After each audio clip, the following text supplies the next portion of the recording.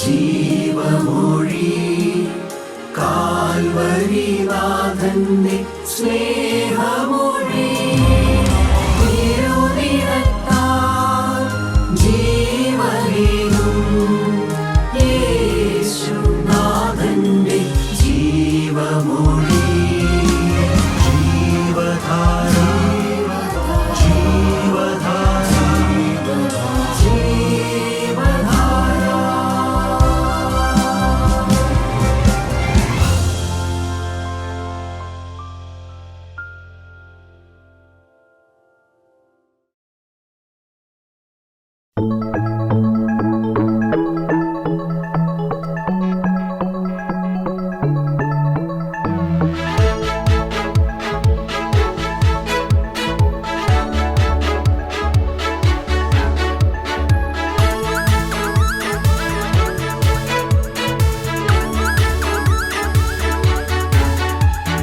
ദൈവം വലിയവൻ, എന്റെ ദൈവം വലിയവൻ. ദൈവം വലിയവൻ, എന്റെ ദൈവം വലിയവൻ. സർവസൃഷ്ടാവാം ദൈവം, സർവശക്തനാം ദൈവം, എന്റെ ദൈവം വലിയവൻ. സർവസൃഷ്ടാവാം ദൈവം, സർവശക്തനാം ദൈവം, എന്റെ ദൈവം വലിയവൻ.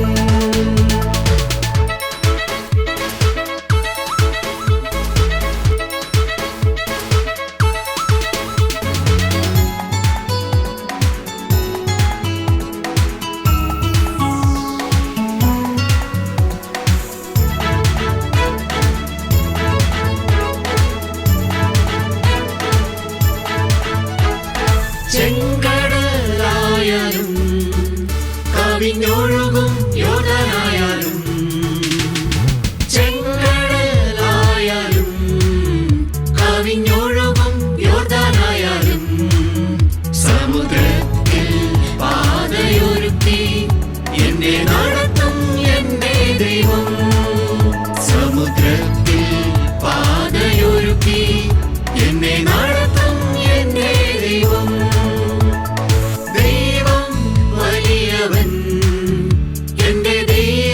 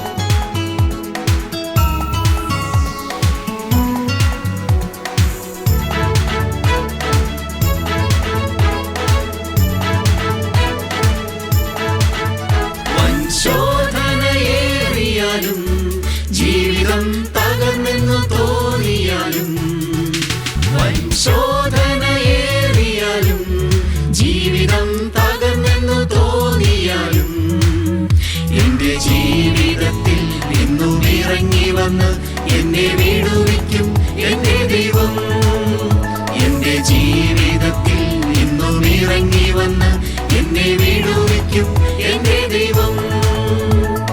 ദൈവം വലിയവൻ, എന്റെ ദൈവം വലിയവൻ.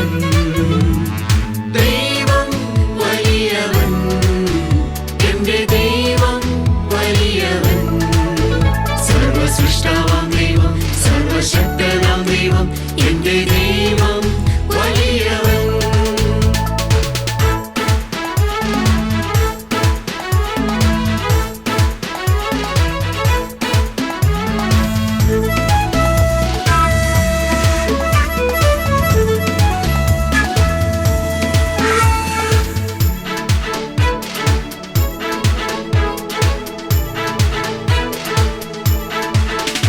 എല്ലാ വഴികളും അടഞ്ഞിടുമ്പോൾ, എല്ലാ പ്രതീക്ഷയും അസ്തമിക്കുമ്പോൾ, എല്ലാ വഴികളും അടഞ്ഞിടുമ്പോൾ, എല്ലാ പ്രതീക്ഷയും അസ്തമിക്കുമ്പോൾ, പുതുവഴി തുറന്ന് എന്നെ നടത്തിയിടുന്ന എന്റെ ദൈവം വലിയവൻ.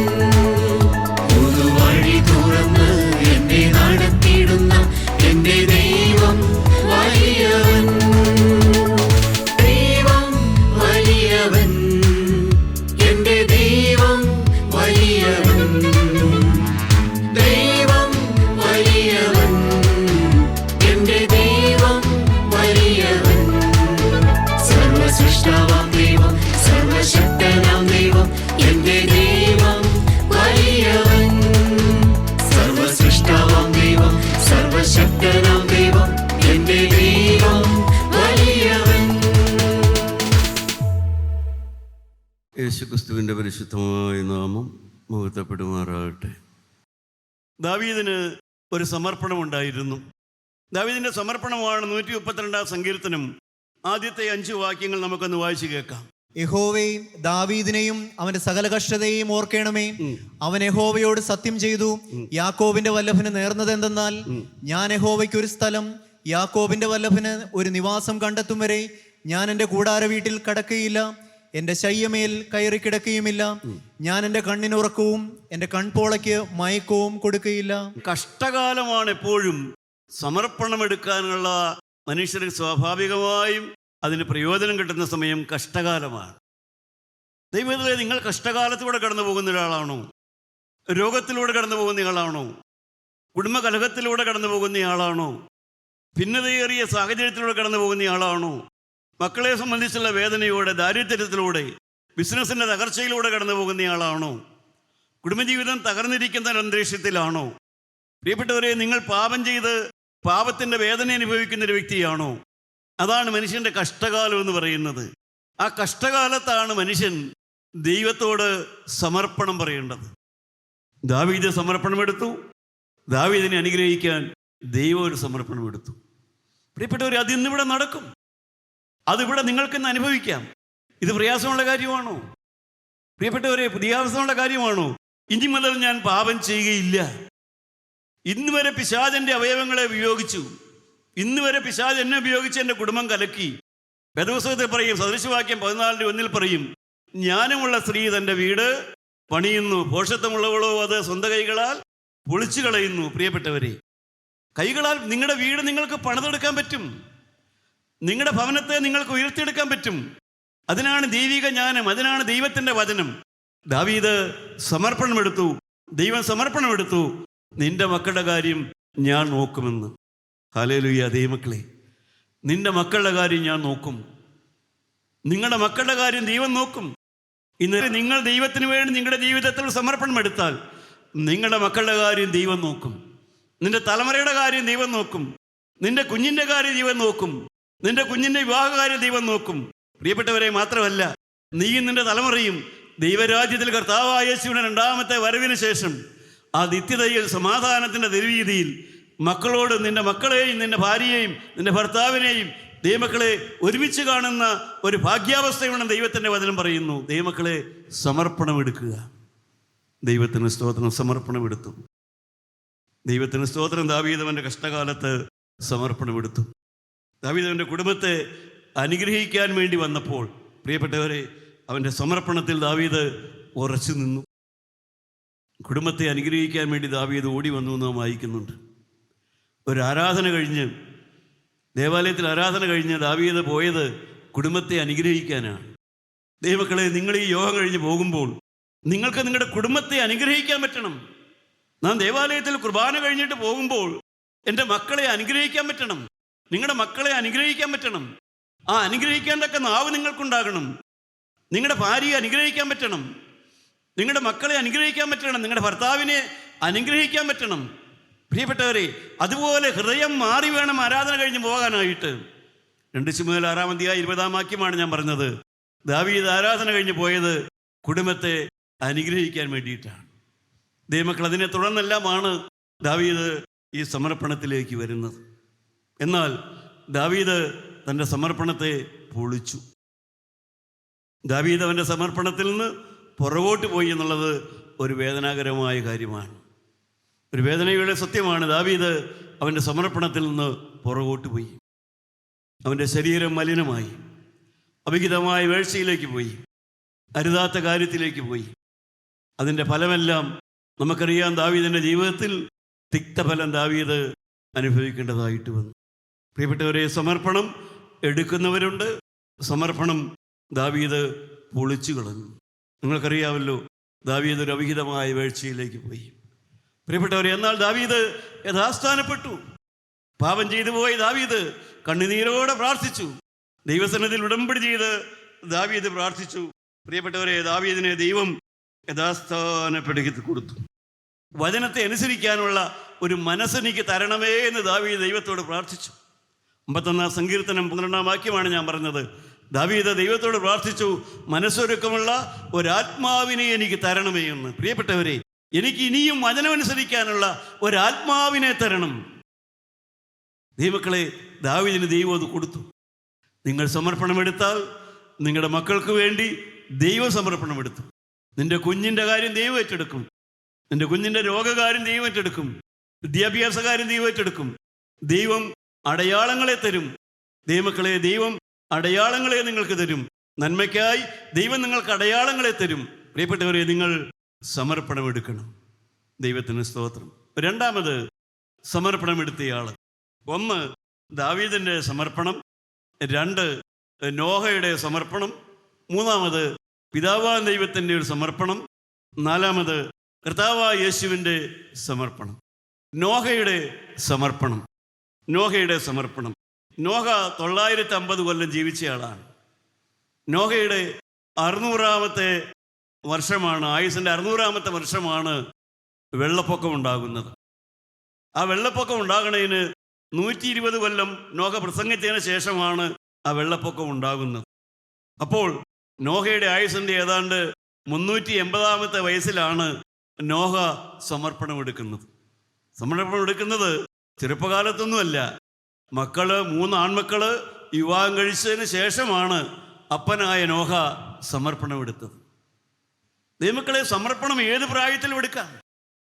അത് ബാല്യത്തിലെ എടുത്താൽ ഏറ്റവും നല്ലത്. കറ പറ്റാതെ ജീവിക്കുന്നത് ഏറ്റവും നല്ലത്. ചെളി ചവിട്ടുന്നതിന് മുമ്പേ സമർപ്പണം എടുക്കുന്നത് ഏറ്റവും നല്ലത്.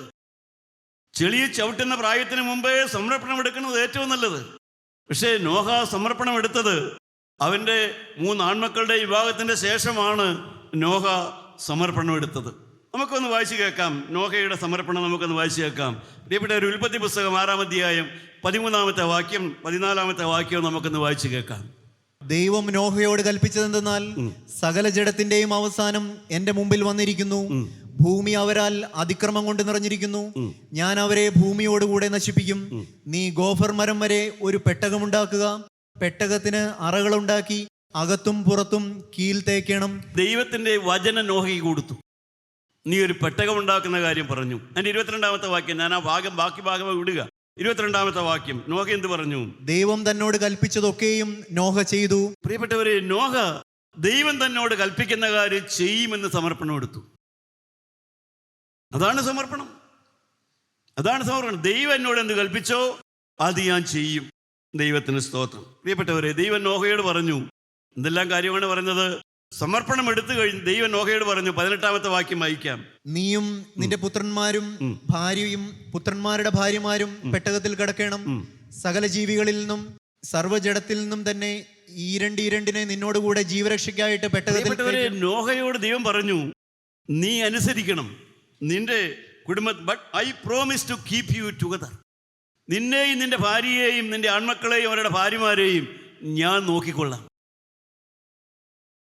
പ്രിയപ്പെട്ടവരെ, ദൈവത്തിന്റെ കാര്യം നീ നോക്കിയാൽ നിന്റെ കാര്യം ദൈവം നോക്കും. ദൈവത്തിന്റെ കാര്യം നോക്കാൻ നീ തീരുമാനിച്ചാൽ നിന്റെ കാര്യം ദൈവം നോക്കും. അതാണ് ദൈവവേലയുടെ ഗ്യാരണ്ടി എന്ന് പറയുന്നത്. അതാണ് ദൈവവേലയുടെ ഉത്സാഹം എന്ന് പറയുന്നത്. അതാണ് ദൈവവേലയുടെ മഹത്വം എന്ന് പറയുന്നത്. ദൈവത്തിൻ്റെ കാര്യം ഞാൻ നോക്കിയാൽ എൻ്റെ കാര്യം ദൈവം നോക്കും. എൻ്റെ കുടുംബത്തിൻ്റെ കാര്യം ദൈവം നോക്കും. എൻ്റെ വേലയുടെ എൻ്റെ മക്കളുടെ കാര്യം ദൈവം നോക്കും. പ്രിയപ്പെട്ടവരെ, അതുകൊണ്ടാണ് ഈ ഫെലോഷിപ്പിൽ പ്രവർത്തനങ്ങളെല്ലാം നടക്കുന്നത്. ദൈവത്തിൻ്റെ കാര്യം നോക്കിയാൽ അവരുടെ കാര്യം ദൈവം നോക്കും. ദൈവമക്കളെ, നിങ്ങൾക്ക് വിശ്വസിക്കാൻ പറ്റുമോ? അതാണ് ദൈവവേലയുടെ മഹത്വം എന്ന് പറയുന്നത്. അതാണ് ദൈവം നോഹയോട് പറഞ്ഞു, നീ എൻ്റെ കാര്യം നോക്കിയാൽ നിന്റെ കാര്യം ഞാൻ നോക്കും. I will guarantee, I will promise U, I will protect U, your family. നിന്റെ മക്കളെയും നിന്റെ കുടുംബത്തെയും ഞാൻ നോക്കും. പ്രിയപ്പെട്ടവരെ, എത്ര പേർക്ക് ഈ വചനം കേൾക്കുമ്പോൾ ഒരാഗ്രഹം വരുന്നുണ്ട്, ജീവനുള്ള ദൈവത്തിൻ്റെ കാര്യം നോക്കിയാൽ നിന്റെ കാര്യം ദൈവം നോക്കും. അത് പിന്നെ നീ അതിൻ്റെ പുറകെ പോകണ്ട, അതിനുവേണ്ടി നീ വേപ്പപ്പെടണ്ട. തക്ക സമയത്ത് അവൻ നോക്കിയിരിക്കും, തക്ക സമയത്ത് വിവാഹം നടത്തിയിരിക്കും, തക്ക സമയത്ത് കുഞ്ഞുങ്ങളെ തന്നിരിക്കും, തക്ക സമയത്ത് കയ്യിൽ രൂപ എത്തിച്ചു വന്നിരിക്കും. പ്രിയപ്പെട്ടവരെ, ഇഷ്ടം പോലെയൊന്നും ഉണ്ടായെന്ന് വരില്ല, പക്ഷേ നിന്റെ പോക്കറ്റ് അടച്ചായാലും അവൻ സൂക്ഷിക്കും. പോക്കറ്റിൽ നിറച്ച് മാത്രമല്ല ദൈവം സൂക്ഷിക്കുന്നത്, അനാവശ്യമായ ചിലവ് വരാതെ പോക്കറ്റ് അടച്ചും ദൈവം സൂക്ഷിക്കും. പ്രിയപ്പെട്ടവരെ, അങ്ങനെ സൂക്ഷിക്കുന്നൊരു ദൈവം നോഹയോട് പറഞ്ഞു, ദൈവം സൂക്ഷിക്കും. അതിൻ്റെ 7-ാം അധ്യായം 1-ാമത്തെ വാക്യം വായിക്കാം. അനന്തരം യഹോവ നോഹയോട് കൽപ്പിച്ചതെന്നാൽ നീയും സർവ്വ കുടുംബവുമായി പെട്ടകത്തിൽ കടക്കാം. നീ നിന്റെ കുടുംബത്തെ ചേർത്ത് പിടിക്കണം. പ്രിയപ്പെട്ടവരെ, സമർപ്പണം എടുത്ത നോഹയോട് ദൈവം പറഞ്ഞു, നീ നിന്റെ മക്കളെ ചേർത്ത് പിടിക്കണം. പ്രിയപ്പെട്ടവരെ, സമർപ്പണം എടുക്കുന്നവർക്ക് ഒരു ഉത്തരവാദിത്വമുണ്ട്. അവരുടെ കുടുംബം കൂടെ ഉണ്ടായിരിക്കണം, കുടുംബത്തെ സ്നേഹിക്കണം. കുടുംബത്തിലുള്ളവർക്ക് ഒരുപക്ഷെ എല്ലാം മനസ്സിലായെന്ന് വരില്ല. ചെറുപ്പക്കാർക്ക് നോഹയുടെ മക്കൾ ചെറുപ്പക്കാരാണ്, യുവാക്കന്മാരാണ്, അവരുടെ ഭാര്യമാർ യുവതികളാണ്. അവരെല്ലാവരും ഇതെല്ലാം മനസ്സിലായെന്ന് വരില്ല. പക്ഷേ നീ അവരിലേക്ക് സ്നേഹം കൊടുക്കണം, അവരെ സ്നേഹം കൊടുക്കണം. പ്രിയപ്പെട്ടവരെ, സ്നേഹം കൊടുത്ത് കുടുംബത്തെ ചേർത്ത് നിർത്തണം. അതൊരു വലിയ ഉത്തരവാദിത്തമാണ്. പ്രിയപ്പെട്ടവരെ, കിളിയെ കൂട്ടിലിടുന്നത് പോലെ ഭാര്യമാരെ കൂട്ടിലിടുന്ന ധാരാളം പേരെ ഞാൻ കണ്ടിട്ടുണ്ട്. ഭാര്യമാർക്ക് എവിടെയും പോകാം, സിനിമയ്ക്ക് പോകാം, നാടകത്തിന് പോകാം, എവിടെയും പോകാം. പക്ഷേ ഭാര്യമാർ ദൈവവചനം കേൾക്കാൻ പോകാൻ മേല. ഭാര്യമാരെ കൂട്ടിലിട്ട് വളർത്തുന്ന ഭർത്താക്കന്മാരെ ഞാൻ കണ്ടിട്ടുണ്ട്. ഞാനങ്ങനെ അല്ലായിരുന്നു കേട്ടോ. എന്ന് പറഞ്ഞാൽ ഞാൻ വചനത്തിന് പോവില്ലായിരുന്നു, പക്ഷേ എൻ്റെ ഭാര്യയെ ഞാൻ തടയില്ലായിരുന്നു. പ്രിയപ്പെട്ടവരെ, ഞാൻ വചനത്തോട് പ്രിയമുള്ളവനായിരുന്നില്ല. ഞാൻ മനസ്സില്ലാത്ത ക്രിസ്ത്യാനിയായിരുന്നു. മനസ്സില്ലാത്ത ക്രിസ്ത്യാനി, അങ്ങനെ ക്രിസ്ത്യാനികളുണ്ട് കേട്ടോ. മനസ്സില്ലാത്ത ക്രിസ്ത്യാനികൾ എന്ന് പറയുന്ന ഒരു കൂട്ടം ക്രിസ്ത്യാനികളുണ്ട്. അത് യോഹന്നാന്റെ സുവിശേഷം 5-ാം അധ്യായം 9-ാമത്തെ വാക്യത്തിലാണ്. ദൈവത്തിൻ്റെ വചനത്തിൽ ജീവനുണ്ട് എന്ന് നിങ്ങൾ വിശ്വസിക്കുന്നു, എങ്കിലും ജീവൻ പ്രാപിക്കാൻ എൻ്റെ അടുക്കൽ വരാൻ നിങ്ങൾക്ക് മനസ്സില്ല. കർത്താവായ യേശു ക്രിസ്തു അന്നത്തെ ക്രിസ്ത്യാനികളോട്, ഭക്തന്മാരോട് പറഞ്ഞ വാക്ക, മനസ്സില്ല ക്രിസ്ത്യാനി. അവന് പള്ളിയിൽ പോകാൻ മനസ്സാ, പെരുന്നാളേറ്റ് കഴിക്കാൻ മനസ്സാ, തീർത്ഥാടനത്തിന് പോകാൻ മനസ്സാ, കല്യാണം നടത്ത പള്ളിയിൽ നടത്താൻ മനസ്സാ, മക്കളെ മാമോദീസ വെക്കാൻ മനസ്സാ, പക്ഷേ ദൈവത്തിൻ്റെ വചനം കേൾക്കാൻ മനസ്സില്ല. മനസ്സില്ല ക്രിസ്ത്യാനി. ദൈവക്കളെ, അങ്ങനെയുള്ള ക്രിസ്ത്യാനികളുണ്ട്. ഞാനും മനസ്സില്ല ക്രിസ്ത്യാനിയായിരുന്നു. എൻ്റെ 35-ാമത്തെ വയസ്സ് വരെ മനസ്സില്ല ക്രിസ്ത്യാനി. ദൈവത്തിൻ്റെ വചനം കേൾക്കാൻ എനിക്ക് മനസ്സില്ല. ബാക്കി എല്ലാ ആത്മീയത്തിനും എനിക്ക് മനസ്സുണ്ടായിരുന്നു. എന്നാൽ ക്രിസ്തു തൊട്ടു. ദൈവത്തിന് സ്തോത്രം. ദൈവമക്കളെ, ഭാര്യമാരെ കൂട്ടിലിടരുത്. ചില ഭർത്താക്കന്മാരെ കൂട്ടിലിടുന്ന ഭാര്യമാരും ഉണ്ട്. പ്രിയപ്പെട്ടവരെ, തടയരുത്. ദൈവത്തിൻ്റെ വചനത്തെ തടയരുത്. ദൈവത്തിൻ്റെ വചനം കേൾക്കുന്നതിനെ തടയരുത്. ദൈവത്തിന് സ്തോത്രം. ദൈവമക്കളെ, വചനം അത്ഭുതങ്ങളാണ്, വചനം ശക്തിയാണ്, വചനം ജീവനാണ്. ദൈവമക്കളെ, നാം ഒരു കാലത്ത് നിങ്ങൾ സമർപ്പണം എടുക്കണം. അതേ നോഹ സമർപ്പണം എടുത്തു. അപ്പോൾ ദൈവം ഒരു കാര്യം പറഞ്ഞു. എന്താ പറഞ്ഞെന്നറിയാവോ? അതിൻ്റെ 20-21 വാക്യം ഒന്ന് വായിച്ചു നോക്കാം. 20-21 വാക്യം. അതത് തരം പക്ഷികളിൽ നിന്നും അതത് തരം മൃഗങ്ങളിൽ നിന്നും ഭൂമിയിലെ അതത് തരം ഇഴജാതികളിൽ നിന്നൊക്കെയും ഈരണ്ടി ജീവരക്ഷയ്ക്കായിട്ട് നിന്റെ അടുക്കൽ വരേണം.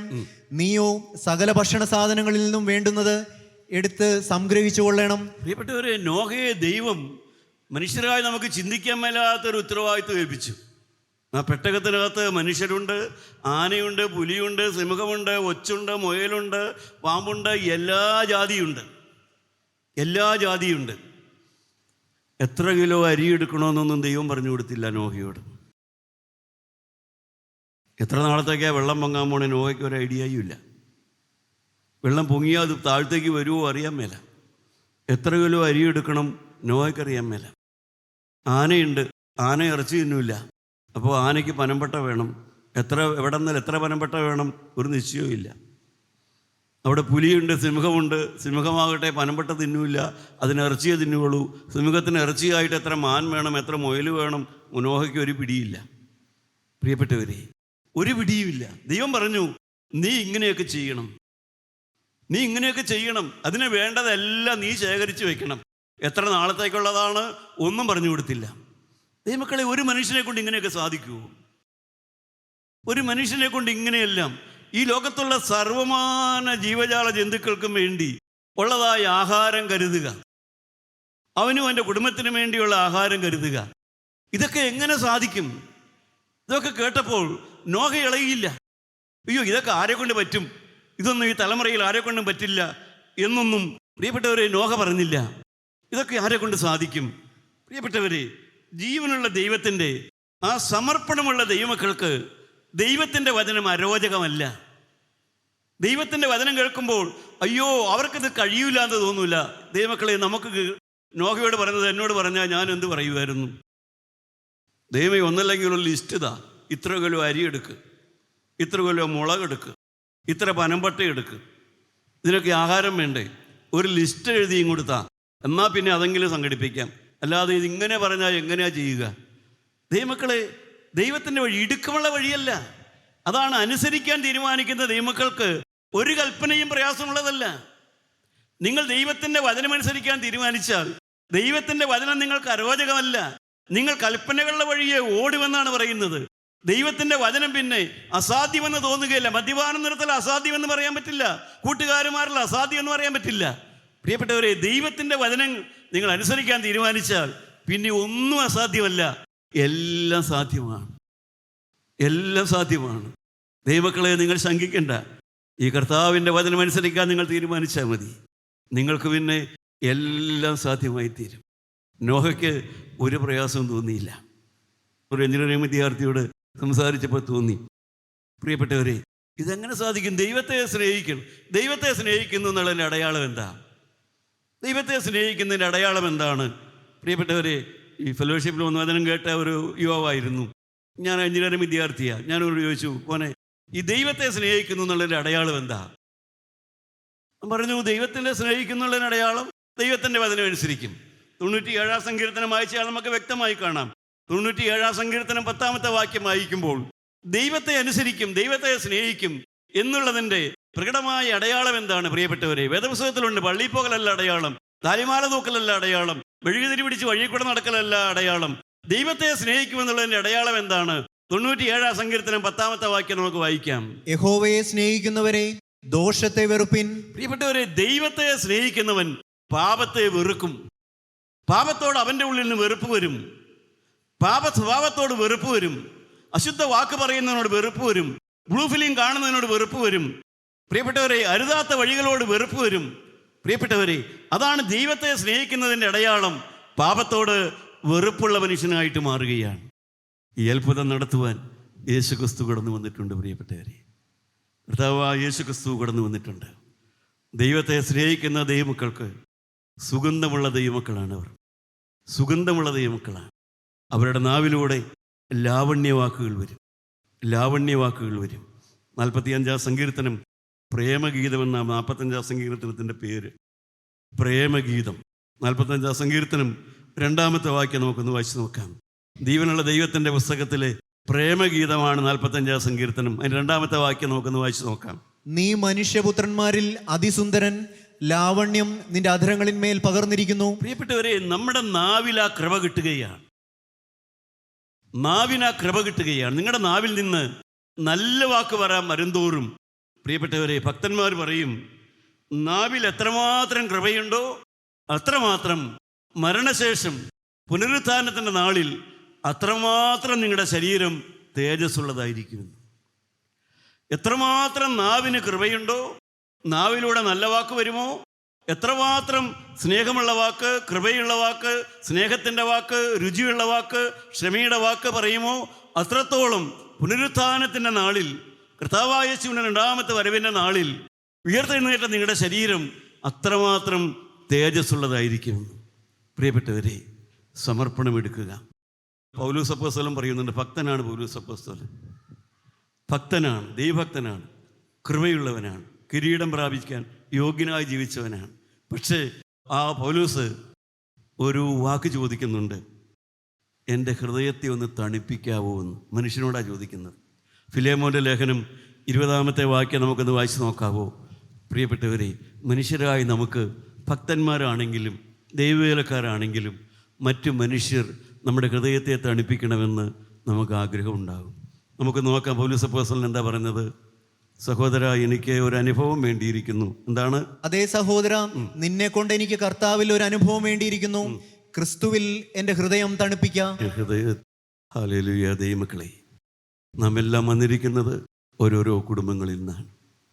നമുക്ക് കർത്താവിൻ്റെ കൃപയും കർത്താവിൻ്റെ സ്നേഹവും മാത്രം പോരാ, കൂടെ ജീവിക്കുന്നവരുടെ ഹൃദയത്തെ നാം തണുപ്പിക്കണം. ഭാര്യമാരാഗ്രഹിക്കുന്നു ഭർത്താവിൽ നിന്നൊരു തണുപ്പ്, ഭർത്താവ് ആഗ്രഹിക്കുന്നു ഭാര്യയിൽ നിന്നൊരു തണുപ്പ്, പ്രായമായ മാതാപിതാക്കന്മാരാഗ്രഹിക്കുന്നു മക്കളുടെ നാവിൽ നിന്ന് ഒരു തണുപ്പ്. കർത്താവായ യേശു ക്രിസ്തു കൊടുത്ത ഒരു സമർപ്പണം പറഞ്ഞ് നമുക്ക് വേഗത്തിൽ അവസാനിപ്പിക്കാം. എബ്രായ ലേഖനം അതിൻ്റെ 10-ാം അധ്യായം 12-13 വാക്യം നമുക്ക് വായിച്ച് നോക്കുമ്പോൾ നമുക്ക് കാണാം കർത്താവായ യേശുവിൻ്റെ സമർപ്പണം നമുക്ക് കാണാം. എന്താണ് എബ്രായ ലേഖനം 10-ാം അധ്യായം 12-13 വാക്യം നമുക്ക് വായിക്കാം. യേശുവോ പാപങ്ങൾക്ക് വേണ്ടി ഏകയാഗം കഴിച്ചിട്ട് എന്നേക്കും ദൈവത്തിന്റെ വലതുഭാഗത്തിരുന്നു കൊണ്ട് തന്റെ ശത്രുക്കൾ തന്റെ പാദപീഠമാകുവോളം കാത്തിരിക്കുന്നു. ഹല്ലേലൂയ. ദൈവമക്കളെ, നമ്മുടെ പുസ്തകം അടച്ചെടുത്തലുകളെ വണക്ക ക്രിസ്തുവിൻ്റെ സമർപ്പണം. ഹല്ലേലൂയ. പാപം ചെയ്ത മനുഷ്യൻ ദൈവത്തിന് കീഴടങ്ങുവോളം അവൻ പിതാവിൻ്റെ വലത്ത് ഭാഗത്ത് ക്രൂശുമരണത്തിൻ്റെ ശേഷം അവൻ്റെ രക്തവുമായിട്ട് കാത്തിരിക്കുന്നു. ഹല്ലേലൂയ. ദൈവമക്കളെ, നിങ്ങൾ എത്ര പേര് സമർപ്പണം എടുക്കുന്നുണ്ട്? അബ്രഹാമിൻ്റെ സമർപ്പണം, അത് കേട്ട ദൈവം അബ്രഹാമിൻ്റെ തലമുറയ്ക്ക് വേണ്ടി സമർപ്പണം എടുത്തു. നോഹയുടെ സമർപ്പണം, നോഹയുടെ കുടുംബത്തെ ഉയർത്തിയെടുത്തു. ഹല്ലേലൂയ. ദൈവമക്കളെ, ഇന്നലെ ആരെല്ലാം സമർപ്പണം എടുക്കാനായിട്ട് തയ്യാറാകുന്നുണ്ട്? ജീവനുള്ള ദൈവത്തിന് വേണ്ടി എൻ്റെ ഭാര്യയുടെ ഹൃദയം തണുപ്പിക്കും, ഭർത്താവിൻ്റെ ഹൃദയം ഞാൻ തണുപ്പിക്കും, എൻ്റെ മാതാപിതാക്കന്മാരുടെ ഹൃദയം ഞാൻ തണുപ്പിക്കും. AC ഓൺ ചെയ്താലോ ഫാൻ ഓൺ ചെയ്താലോ ശരീരം മാത്രമേ തണുക്കുകയുള്ളൂ, ഹൃദയം തണുക്കില്ല. ഹൃദയം തണുക്കണമെങ്കിൽ ദൈവത്തിൻ്റെ വചനം വേണം, മനുഷ്യർ സ്നേഹം കൊടുക്കണം. ഹല്ലേലൂയ. ദൈവമക്കളെ, സ്നേഹത്തിൻ്റെ അധിപതി ഇവിടെ കടന്നു വന്നിട്ടുണ്ട്. ആരെല്ലാം ക്രൂശിലേക്ക് നോക്കുന്നുണ്ട്, ആ കുരിശൻ്റെ ഉടമസ്ഥനെ ആര് കാണുന്നുണ്ട്, ആരെല്ലാം ക്രിസ്തുവിനോട് സമർപ്പണം പറയുന്നുണ്ട്. Hallelujah, hallelujah. അവൻ ക്രൂശിൽ മരിച്ചിട്ട് അവൻ പിതാവിൻ്റെ വലത്ത് ഭാഗത്ത് ശത്രു കീഴടങ്ങുവോളം അവൻ കാത്തിരിക്കുന്നു. ദൈവത്തിലെ നീ ഒരു സമർപ്പണം എടുക്കുവോളം അവൻ പുത്രൻ തമ്പുരാൻ പിതാവിൻ്റെ വലത്ത് ഭാഗത്തിരിക്കുന്നു. യേശു കാത്തിരിക്കുന്നു കുഞ്ഞെ നിനക്ക് വേണ്ടി. യേശു കാത്തിരിക്കുന്നു നീ ഒരു സമർപ്പണം എടുക്കുന്നത് കാണുവാൻ, നീ പാപം സംബന്ധിച്ച് തീരുമാനമെടുക്കുന്നത് കാണുവാൻ, നീ യേശുവിനെ വിളിക്കുന്നത് കാണുവാൻ ജീവനുള്ള ദൈവം കാത്തിരിക്കുന്നു. നിന്റെ തലമുറയെ തൊടാൻ ദൈവത്തിന് ആഗ്രഹമുണ്ട്, നിന്റെ മക്കളെ ഉയർത്തുവാൻ ദൈവത്തിന് ആഗ്രഹമുണ്ട്. അതിന് നീ സമർപ്പണം എടുക്കണം, ഹൃദയത്തെ തണുപ്പിക്കണം. ഞാൻ ഇനി ഹൃദയത്തെ ചൂടുപിടിപ്പിക്കില്ല. എൻ്റെ വാക്കുകൊണ്ട്, എൻ്റെ പെരുമാറ്റം കൊണ്ട്, എൻ്റെ കൂടെയുള്ളവർ, എൻ്റെ കുടുംബത്തിൽ ജീവിക്കുന്നവരുടെ ഹൃദയത്തെ ഞാൻ ചൂടുപിടിപ്പിക്കുന്നവനല്ല. എനിക്ക് മനുഷ്യരിൽ നിന്ന് തണുപ്പ് ആവശ്യമാണ്. പ്രിയപ്പെട്ടവരെ, നമുക്ക് സമർപ്പണം എടുക്കാം. എൻ്റെ കൂടെ ജീവിക്കുന്നവരുടെ ഹൃദയത്തെ ഞാൻ തണുപ്പിക്കും. അവരുടെ വേദന ഞാൻ വർദ്ധിപ്പിക്കുകയില്ല, അവരുടെ ഹൃദയത്തെ ഞാൻ തണുപ്പിക്കും. എൻ്റെ വാക്കുകൊണ്ട്, എൻ്റെ പെരുമാറ്റം കൊണ്ട് എൻ്റെ കുടുംബാംഗങ്ങളുടെ ഹൃദയത്തെ ഞാൻ തണുപ്പിക്കും. ഹല്ലേലൂയ, ഹല്ലേലൂയ, ഹല്ലേലൂയ. ദൈവമക്കളെ, ക്രൂശിക്കപ്പെട്ടവനായ ക്രിസ്തു പിതാവിൻ്റെ വലത്ത് ഭാഗത്തിരിക്കുന്നു. മകനെ, നിന്നെ കാത്തിരിക്കുന്നു. ഹല്ലേലൂയ. ഇന്ന് നീ ഒരിക്കൽ കൂടെ ദൈവത്തിൻ്റെ വചനം കേട്ടല്ലോ, രക്ഷിതാവ് നിന്നിൽ കൂടെ പ്രവർത്തിച്ചല്ലോ. പ്രിയപ്പെട്ടവരെ, ആരുണ്ട് സമർപ്പണം എടുക്കാനായിട്ട്? ആരുണ്ട് തീരുമാനം എടുക്കാനുള്ളവരായിട്ട്? അവർക്ക് വേണ്ടിയാണ് ദൈവത്തെ സ്തുതിക്കാൻ പോവുകയാണ്, അവർക്ക് വേണ്ടി പ്രാർത്ഥിക്കാൻ പോവുകയാണ്. അവർക്ക് ദൈവത്തെ സ്തുതിക്കാം, അവർക്ക് ദൈവത്തിന് ഹല്ലേലൂയ പറയാം, അവർക്ക് ദൈവത്തെ മഹത്വപ്പെടുത്താം. ആർക്ക് ആഗ്രഹമുണ്ട് ദൈവത്തെ മഹത്വപ്പെടുത്തിക്കൊണ്ട് ഇന്നൊരു സമർപ്പണം എടുക്കാൻ? ദാവീദ് എടുത്തതുപോലെയുള്ള സമർപ്പണം. കർത്താവേ ഹല്ലേലൂയ, ഞാൻ ദൈവത്തിൻ്റെ നിവാസമായി തീരും. കർത്താവേ, എൻ്റെ തലമുറയ്ക്ക് അനുഗ്രഹിക്കണം. ദൈവം ഉടമ്പടി ചെയ്തു. മക്കളുടെ കാര്യം ദൈവം ഏറ്റെടുക്കുന്ന രാത്രിയാണിത്. ദൈവം ഏറ്റെടുക്കുന്ന രാത്രിയാണിത്. ഹല്ലേലൂയ. ദൈവമക്കളെ ദൈവം ഏറ്റെടുക്കുന്ന രാത്രിയാണ്. നിന്റെ കുടുംബകാര്യം ഏറ്റെടുക്കും, നിന്റെ ആരോഗ്യകാര്യം ഏറ്റെടുക്കും, നിന്റെ മക്കളുടെ കാര്യം ഏറ്റെടുക്കും, നിന്റെ ഭാവി കാര്യം ഏറ്റെടുക്കും. നീ ഒരു കാര്യം തീരുമാനിച്ചാൽ മതി, നോഹയെ പോലെ ഞാൻ ദൈവത്തെ അനുസരിക്കും. എനിക്ക് ഭാരമില്ല, എനിക്ക് പ്രയാസമില്ല. ഞാൻ ഹൃദയത്തെ തണുപ്പിക്കുന്നവനായി മാറും. ഞാൻ എൻ്റെ കുടുംബാംഗങ്ങളുടെ ഹൃദയത്തെ തണുപ്പിക്കും. ഞാൻ ദൈവത്തിൻ്റെ ഹൃദയത്തെ തണുപ്പിക്കും. ഞാൻ യേശുവിൻ്റെ മുമ്പാകെ എൻ്റെ സമർപ്പണം പറയുന്നുവെന്ന് തീരുമാനമുള്ളവർക്ക് കരങ്ങളുയർത്തി അവനെ എന്ന് സ്തുതിക്കാം. ഹല്ലേലൂയ, ഹല്ലേലൂയ. ആരെല്ലാം ഉണ്ട് പ്രിയപ്പെട്ടവരെ? സമർപ്പണം എടുക്കാൻ ആരുണ്ട്? ഈ അവയവം പാപത്തിനുള്ളതല്ല, ഈ അവയവം ഇനി പാപത്തിനുള്ളതല്ല, ഈ അവയവം ഇനി പാപത്തിനുള്ളതല്ല. ഇത് വിശുദ്ധിക്ക് വേണ്ടിയുള്ളതാണ്. ഇത് ഹൃദയത്തെ തണുപ്പിക്കാനുള്ളതാണ്. എൻ്റെ കുടുംബാംഗങ്ങളെ ചൂടാക്കാനുള്ളതല്ല, ചൂടുപിടിപ്പിക്കാനുള്ളതല്ല, എരിവുള്ള വർത്തമാനം പറയാനുള്ളതല്ല, കോപിക്കാനുള്ളതല്ല. എൻ്റെ കൂടെ ജീവിക്കുന്നവരുടെ ഹൃദയത്തെ ഞാൻ തണുപ്പിക്കും. ഞാൻ ദൈവത്തിൻ്റെ വേലക്കാരനായി തീരും. ഞാൻ ദൈവത്തിൻ്റെ വേല ചെയ്താൽ എൻ്റെ കാര്യം ദൈവം നോക്കും, എൻ്റെ മക്കളുടെ കാര്യം ദൈവം നോക്കും. ദൈവവേലക്കാരനായി തീരാം, ദൈവത്തിൻ്റെ വേല ചെയ്യാം, ദൈവത്തിൻ്റെ വരവിന് വേണ്ടി കാത്തിരിക്കാം. അവൻ ആകാശമേഘങ്ങളിൽ രണ്ടാമത് വരും. എൻ്റെ പ്രിയപ്പെട്ടവരെ, അവൻ നമ്മുടെ താഴ്ചയുള്ള ശരീരത്തെ അവൻ്റെ മഹത്വമുള്ള ശരീരത്തോട് അനുരൂപമായി രൂപാന്തരപ്പെടുത്തും. നമുക്കവനെ സ്തുതിക്കാം. ഹല്ലേലൂയ, ഹല്ലേലൂയ, ഹല്ലേലൂയ. തീരുമാനമുള്ളവർക്ക്, സമർപ്പണമുള്ളവർക്ക് അവനെ സ്തുതിക്കാം. ഹല്ലേലൂയ, ഹല്ലേലൂയ. ജീവനുള്ളതൊക്കെ യഹോവയെ സ്തുതിക്കട്ടെ. ഹല്ലേലൂയ, ഹല്ലേലൂയ, ഹല്ലേലൂയ, ഹല്ലേലൂയ, ഹല്ലേലൂയ, ഹല്ലേലൂയ. ജീവനുള്ള ദൈവമേ, സമർപ്പണത്തിൻ്റെ വില മനസ്സിലാക്കി കൊടുത്ത ദൈവമേ, ഈ മക്കൾ സമർപ്പണം എടുക്കണമേ. അവരുടെ അവയവങ്ങൾ ഇനി പാപത്തിനുള്ളതല്ല, അവരുടെ കുടുംബജീവിതം ഇനി ചൂട് ഹൃദയത്തെ കലക്കാനുള്ളതല്ല, കുടുംബത്തിലുള്ളവരുടെ ഹൃദയത്തെ തണുപ്പിക്കാനുള്ളതാണ്. കർത്താവേ, അവർ ദൈവത്തിൻ്റെ വേലക്കാരായി തീരുമാനിച്ചിരിക്കുന്നു. നീ അവരുടെ കാര്യം ഏറ്റെടുക്കണമേ. ക്രൂശിൽ മരിച്ചവനായ യേശുവേ, രണ്ടാമത്തെ വരവിൽ ഞങ്ങൾക്ക് ഒരുമിച്ച് കാണാൻ ഭാഗ്യം തരണമെന്ന് യേശു ക്രിസ്തു മുഖാന്തരം പ്രാർത്ഥിക്കുന്നു. കൃപയോടെ കേട്ട് ഉത്തരം തരുമാറാകണമേ.